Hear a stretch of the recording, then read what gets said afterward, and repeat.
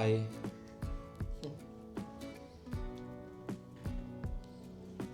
Okay. Clear to te lo dam tlang em yes in dam tlang e. Ti kan han tran do na ma se o. Hei kum te top to don sia ke mani te po he tianga min mu to ber te po ni mai thea. Chung vel te nen chuan in hei tu episode big tak hi chu pa ngai tak hian in han ti ve lang kan tia. Hei le chen min lo support na te lom thu ru sei kan tua. Kan ling lo chung te le I kan sei sual nge niang kan thil ti sual thin te po minan nge moni minan homei lawa ti dan dik zoka min lo shil thin lo support hin awangin kan lom bu toka Christmas te kum thar te po nom ta khain man kan be se em boka join Instagram a khanin lo munga nge ke mani min zo du tiang te kha kanon post ve a chon kha ke mani hello min zo na ngang kha kanon question answer ve do ni chu min zo na lo chang chi fak lo ti ve kang kan ti ve do ma bricks.sz thianin zo na in ne ngi ti kan nei lo wa ti chuan kan sa na har de mixin ke ma lo tu ngi hmangai ati rafia the mix lo tu nge mangai ti chuan in zol te a ani mai a ani ti tak tak kan tran lai tang to a nge neng bul min tran pui to ti la adik pero ma chuan in ka best friend ve leo childhood best friend ve kha ni boka the mix lo chu zol te ni mai hiklum sa ni hian en kan ma in ni lo kara hian in dai in tum tho em ingom zia sẽ thiam to big lo in dai chu kan tum na kum atang kan in dai tak tak to exotic tea double hen in rafi in dai tro void ni aran ti kan in dai to ne na kum atang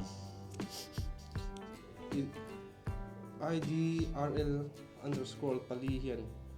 ingang mi lar chi in komate milar chia kom deran kan han ti tir po khang kha I guruji episode te po khanin in hunga kan soya milar chia hi kom kan to em pon ron tir nanin I DM ate I IG lo mate kom in chak te chuanin ron soi ulang khami nge nianga conditioner zero khanin ke mani pon kan kom sai chuang mi alo cheu ti kha mino she sak ve ulang tinanin hei trong mo lo ni lo ta se in san hem ber tung kum chungin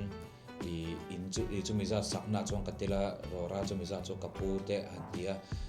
han midang han shil she ve him te khain du ni in lo ni chuan in du ni chuan meron bia ulang chuan in kan ti ho do ni cosma.ct in kis toy matin ai kis law inte ka nge kina chuan sei ro nakina chuan om lo inte ka ma kan kis lo saka cc he inte ka ge thar inei le don ati la thar hi te kan tianga ama covid laya channel ka siam ve zoi ka thil te do share lo wanga hla ka phua thin khami channel lo nv thin na tun thla mi lo la en thin tu kha chuan te kha chuan in enge kala pakhat single life ti kha in lo she to nga hei hi nikum apo khan ti ka tum to ta ma se nge pathian in remati lo ne nge kan ti thei lo je tung kum poi kan tum tak nge la ma se kan boi ve se office la ma hianin hei lam ro le event kha winterfest lam ro le event kha hei eta khanin event management te kanan te khanin kan boi lu tu kha la han record le attract siam vel te kha kat kaman ta thot lo ta tung kum poi hei single life poi karon ti chwa le thei me lawa chu min lo she thiam ra molang na kuma pathian zara dam te kanon chuan kum to pa te chuanin single life te po kan ti chok thei tur angai la chuanin kum le ho vela poi hianin la chu karon siam mei thei tiang vel chu ni dal umji ti hian in hmel thatna thuru arte do ta soin ni he chu min bol kan che chunga kan sia dang anga min han mo tha thei te kha kan lom lu to ka chuanin mail try tia mail that na thuru shadow ni chuanin ke ni chu lotion hi kan mang me mai phi zo lotion chuanin ma se dun top lama anin beyond the strength of fela khanin ama product bi kha siam chu kha chuanin ma se la thu thoin ti takin isan noya hianin tian video ka lakwal rengamo har sa vea sunscreen kha u fela so yang khanin paya darker ni dana hianin mang tu kha dia ain siak ta ase chu po chu ka pa ka that chet wang ani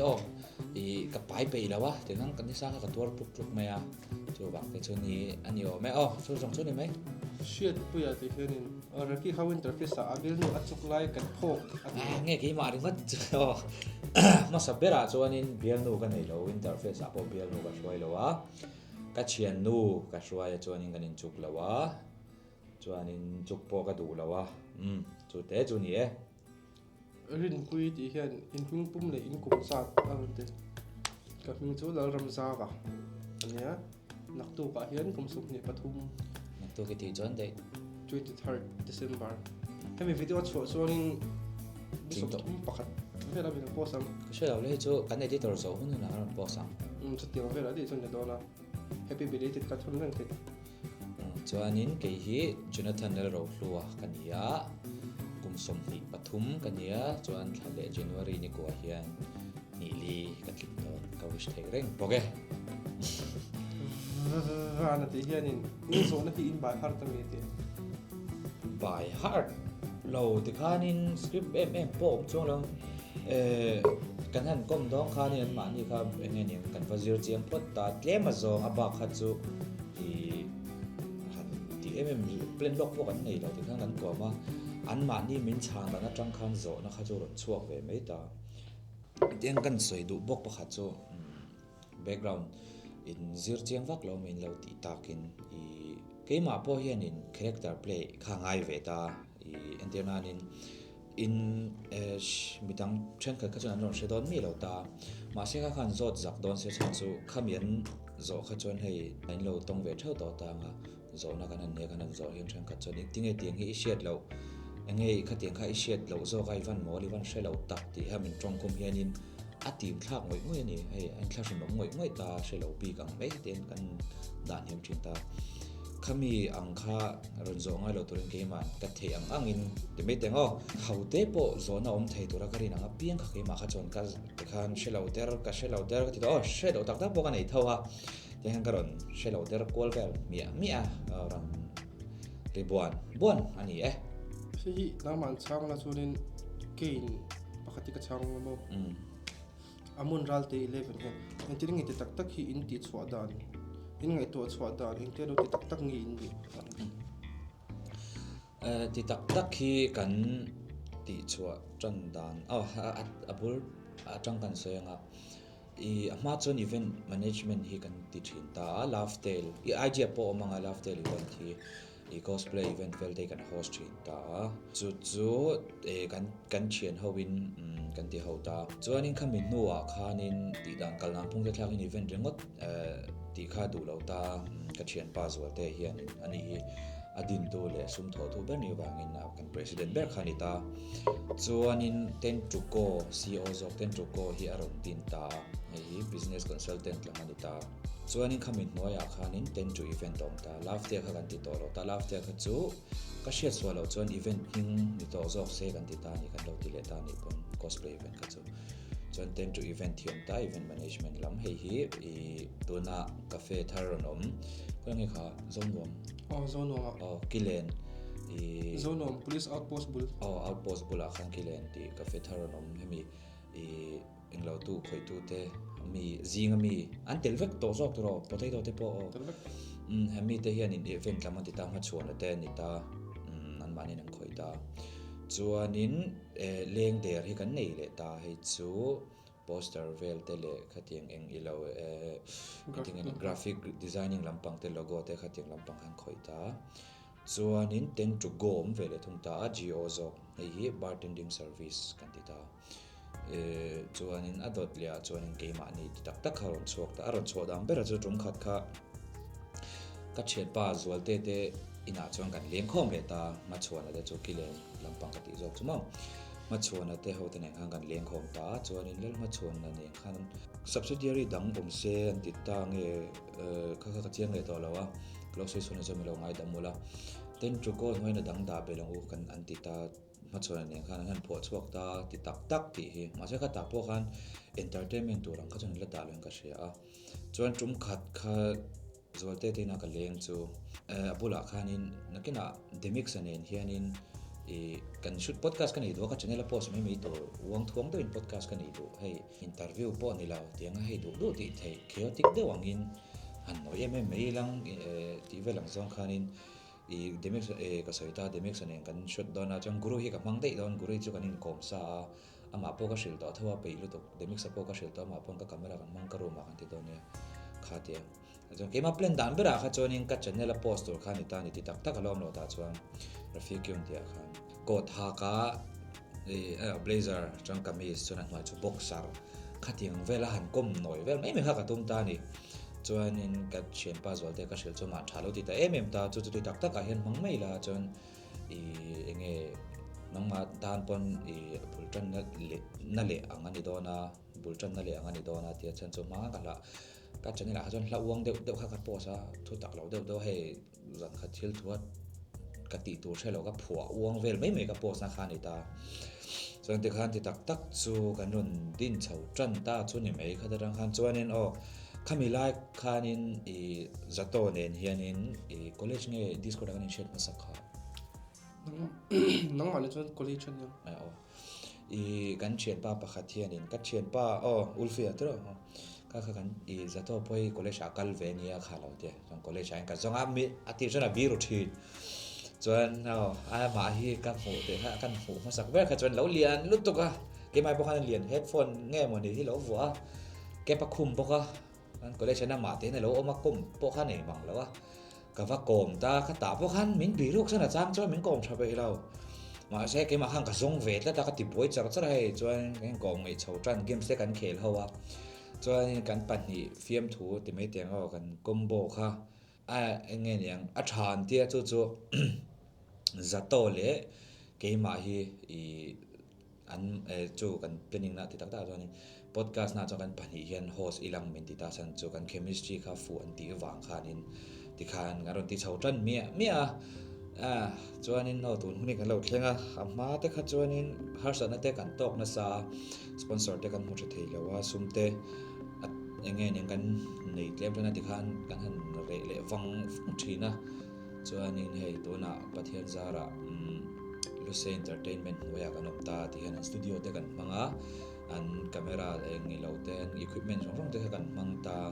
ti kan mani kol na waya kan opta chunga polop tu kan soi tak je kan studio ni to so kan studio hani ta ver mai ti hani kan nei ve pha ta chuan ya lom thu sui na tur hi atama sui sin pon ni lawa hei kan no kan tar hian hi kan thopui to le no sponsor to te kan thopui te zong zong an ya hei komsak FW cafe changa in me hydration na changa ta Lucy ke ba ni te angel kan pu te ania ke ma ni nia made by Mizo kan gift temper sip na te beyond the scent we kan tar lan chin fuzzy ing se mi sim to zong zong te ania lam ta shi delek te po champhai lama ta shi delek te po champhai lama hian kolosi ta shi I travel ne she oren ma min house ta shi delek kan nia kan chili oil thak tak ron chuana khan ni an ni te lo wi chuan in thak tak hi tun thleng hin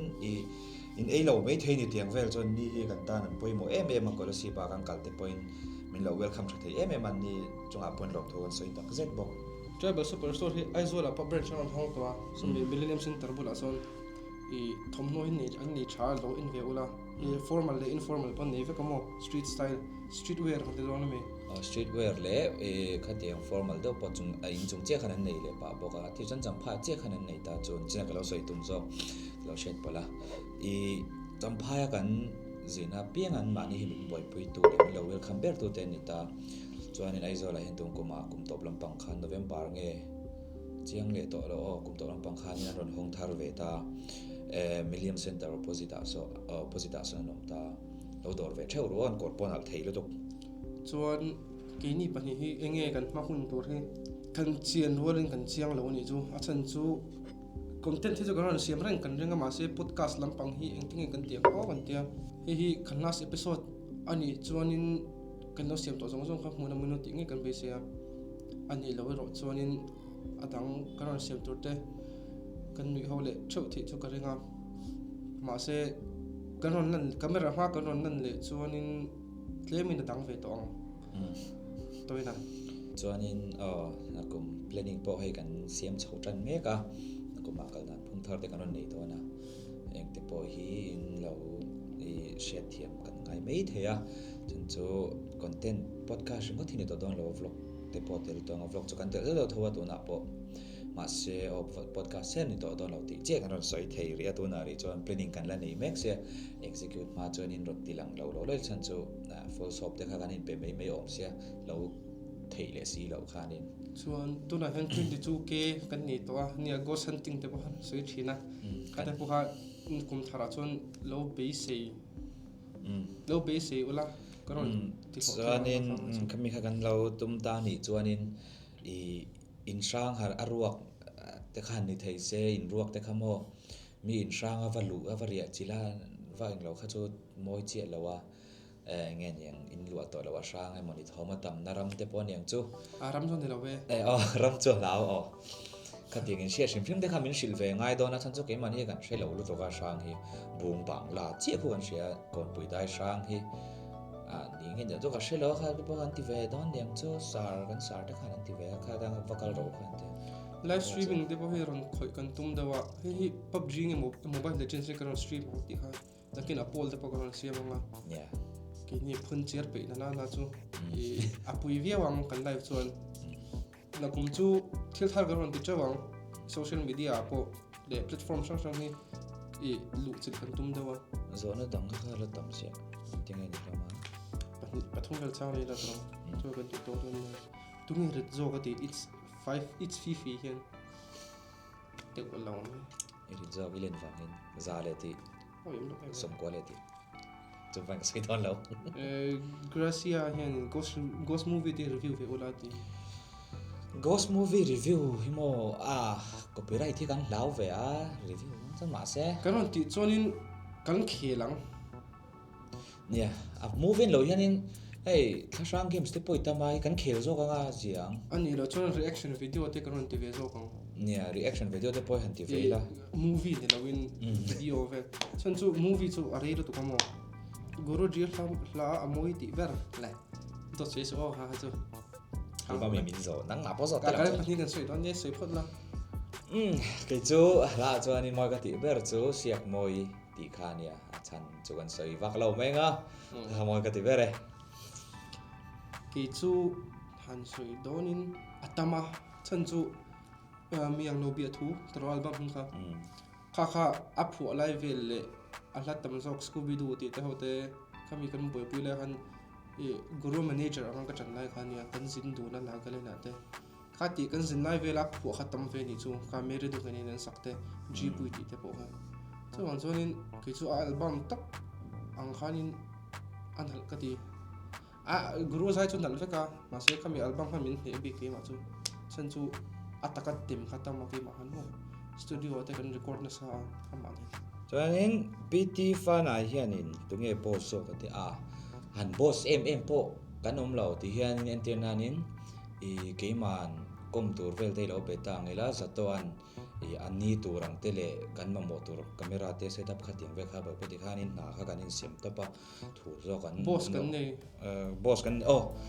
i khatia ti tak tak nei lo wayang zo nga boss ti kha chuanin sarmar ka hin me kan boss ber so an podcast po mi gara lo check out ru he ni hianin engen yang chi sang fing sot me ang sot kha chang in fing war me ang mi gara lo check out ve ru sarmar ka he kan boss stop ti kha me lo set pui don ne he mi ti tak tak kan boy lu se kan ma phe kha chuan ke ma phe ti tak tak hi voi nga vel ti top ka rot to se ka chian chuan te hian le nor mai tang a tiang kong lom ve zel chu ne pathian zara chong kam hindu tu lo thei sim mo ho sak pui han hlok pui hloi ki kan tum lawa mi pahni pakhatal kan no ti noi mo no ti him ha ha kan tum ber chu nia tu chu kan ti lo thum thin ka sia tu ko ma chon tar